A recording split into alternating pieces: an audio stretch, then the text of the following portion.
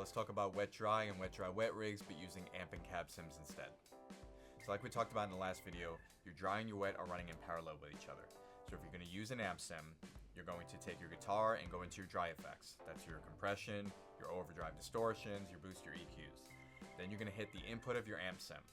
Now in this case, you can use a preamp pedal, you can use an amp sim, you can use an amp and cab sim, whatever you want to do here. Most of these amp sims have either a stereo output or an isolated split output.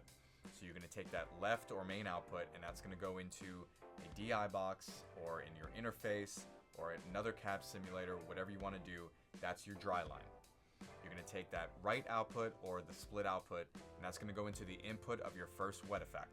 So if that's your modulation, then you're going to go delay and reverb, and at the end of your wet effects, you're either going to hit a mono or stereo cab sim or a mono or stereo DI box. That's going to feed into your interface or mixer, front of house, whatever you're doing with it. So if you're doing wet dry, all of your wet effects are going to be in mono, and then you're going to hit the cab sim or DI. If you're doing wet dry wet, all of those wet effects are going to be in stereo.